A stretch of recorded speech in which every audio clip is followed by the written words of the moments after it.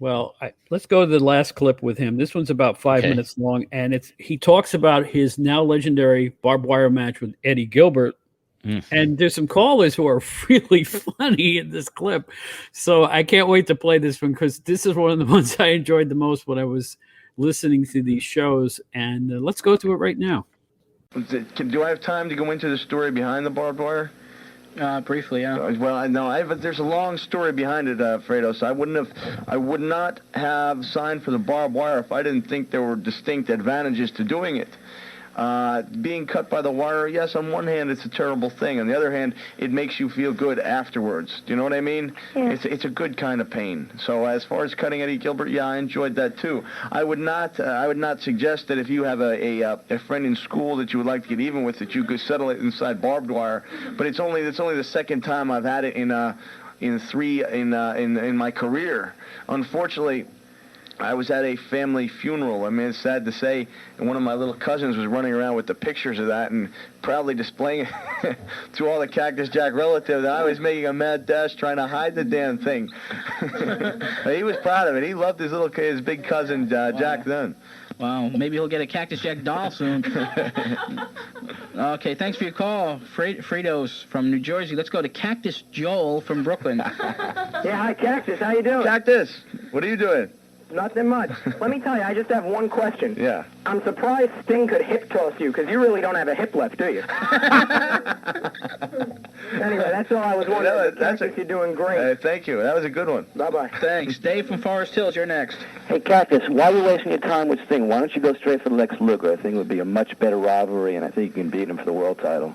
I don't know. At this point, I think well, that's what I was sent to do was wrestle Sting. I would like to wrestle Lex Luger. The problem is Lex Luger's turned bad to good, that I think it would leave my career kind of in limbo.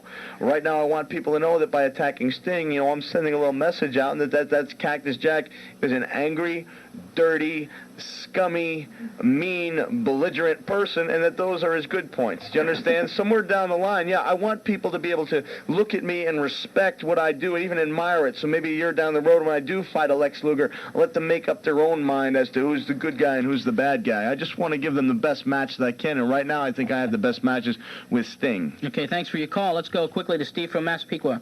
Yeah, how you doing, Jack? Hi. Is there anybody else in WCW you want to take on after Sting? You know what? I looked at the list. There's some people I want. No personal vendettas except for Sting, but the chance to have some great matches, maybe with Bobby Eaton, maybe even Dustin Rhodes, who I think is a great wrestler. Maybe there's some other people there that, off the top of my head that I can't think of, but there's a lot of quality wrestlers. Arn Anderson somewhere down the line, Lex Luger, Ron Simmons, Barry Windham. There's chances for me to, I think, put my career really up there with some quality opponents. Okay, thanks for your call. Pete from Eatontown, New Jersey, quickly. Yes, Cactus. Yes. Want to compliment you on being a great wrestler. Thank you. Also like to compliment you on having one of the great wrestling voices on radio. Fantastic, especially those shows I've heard from the past when you were railing on Sunny Beach. Well, at this time, I feel good. Times before I've come out here angry, I've come on more mellow, but I just want the people to have a chance.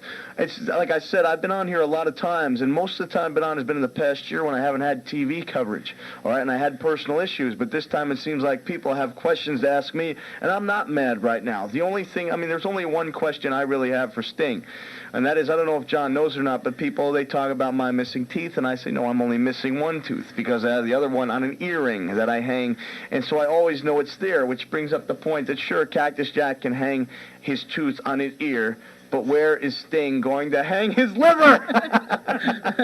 Thank you, Pete. Appreciate your call. We got to wrap it up here. Cactus, we really appreciate it. We can't take any more calls. Sorry, we have to wrap it up. Mike from West Babylon, you call back later. I'll be on the show again sometime. I am determined to be the Ed McMahon of this television program. The Ed McMahon of Pro Wrestling Spotlight. Yeah. Really interesting in that segment, there was a caller that called in and called himself Cactus Joel. Cactus Joel. You know who that is, right? It must be Gertner. Joel Gertner, the quintessential stud muffin from ECW. Yes. He used to call in each and every week as Joel from Brooklyn. And so today he was Cactus Joel. He was Cactus Joel. Yeah, you know what? He was a pretty bright guy too, wasn't he? Oh, yeah. I'm telling you. Yes, yes, very innovative, and he was just a kid. I never forget going on my bus trips and being at my conventions, and just a young guy who I had no idea that would end up in the middle of ECW and doing those things and developing a character that's still remembered and revered today. I tell you, some of those fans that went on those trips were really memorable. Some in a good way, some in a bad way, but they were memorable. yeah, they certainly were. But great segment with Cactus Jack. Always an entertaining segment on Pro Wrestling Spotlight. The best, BEST, the GOAT, greatest of all time.